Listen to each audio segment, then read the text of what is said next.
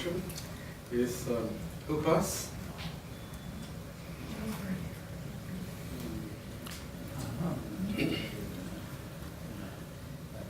There was a man in India, a couple.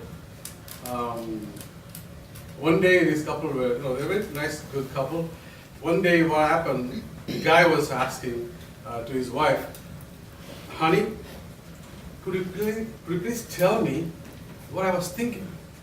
I forgot. She was like, what? Yeah, could you please tell me what I was thinking? She said, I don't know. He was like, I just thought. Could you please tell me that? She was like, she doesn't know what was it. She said, I don't know. So, sometimes it looks like that, we don't know things, but something's expected. It's kind of a close relationship between them. If they are, it is easy for her to identify what he is thinking. Like, that much of expectation was there between them. One time what happened, Rabbi Levi was admitted in the hospital. He was very sick, and the nurse came in and she gave the milk, hot, warm milk, to Rabbi. Well, Rabbi was reluctant to take. He said that, no, I don't want. But there was another rabbi called Joseph was there, and he said that he thought that probably it would be nice that if the rabbi take that milk, warm milk, it would give him some kind of relief for him. So, but he went down to his car and he brought a bottle of whiskey under his car. He came to the room and he poured the whiskey in the warm milk without anybody noticing him. So, and he gave that milk to Rabbi. Rabbi drank the first sip and he was like looking at the milk.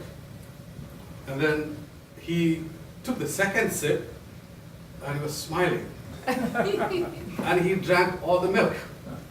And after that, everybody was happy because Rabbi is smiling now. He's looking good. Rabbi, come on, tell what happened. And then Rabbi goes like, what? Whatever you do, tell them not to sell that cow.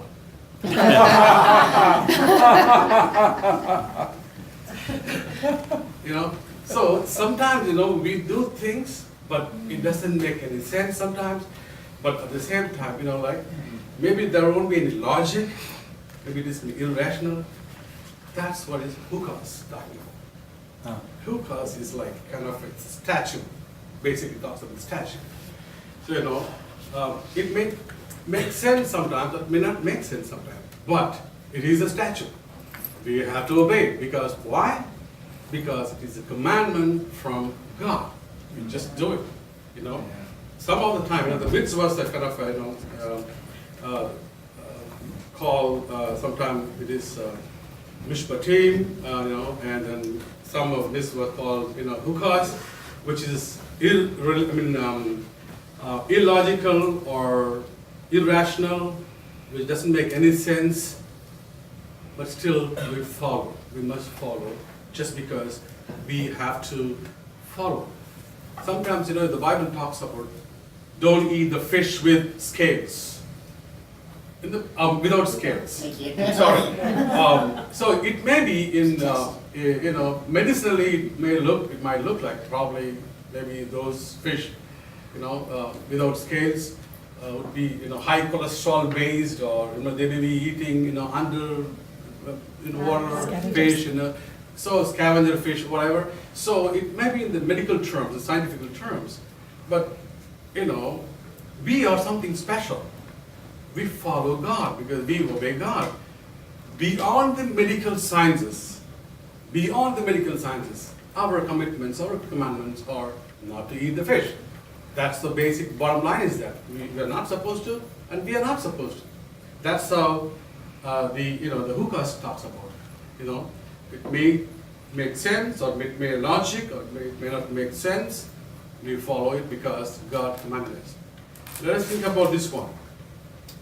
Moses was asked to go and speak to the rock. And the people are all called, and they were complaining to Moses, give the water. They want the water. They were not getting the water. But now Moses go to God, and God told him, Moses, go and take the staff and go and speak to the rock. Think that. If Moses wanted to speak to the rock, why God told him to take the staff? Why didn't he go and speak it to the rock?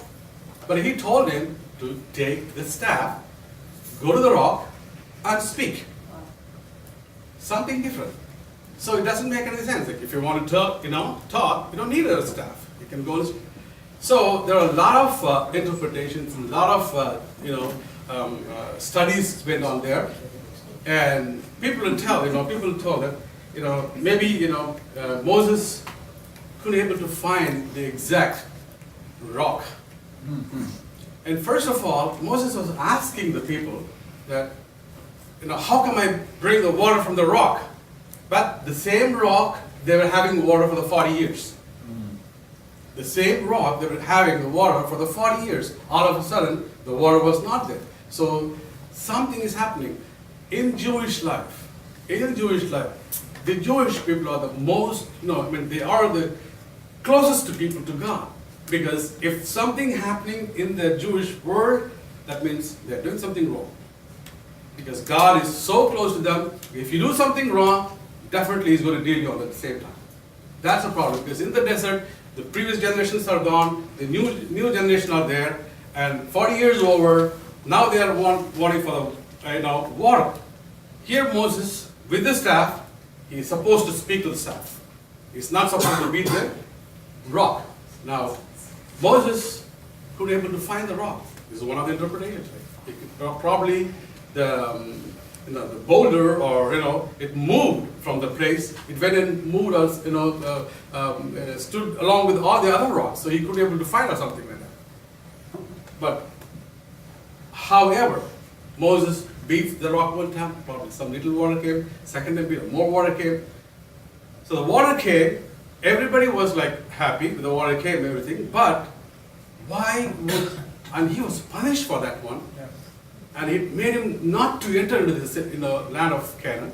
It's a big punishment for them. Why God should do this one to him? What is the problem? Why God would say, if you want to go and speak to the rock, go and speak to the rock? Why He has to take the staff? The staff is important. The situation there was, the new generation is there. God wants the new generation to watch what's going to happen. The staff is important. Could be the Aaron's staff or the staff made of stone. I don't know what was it.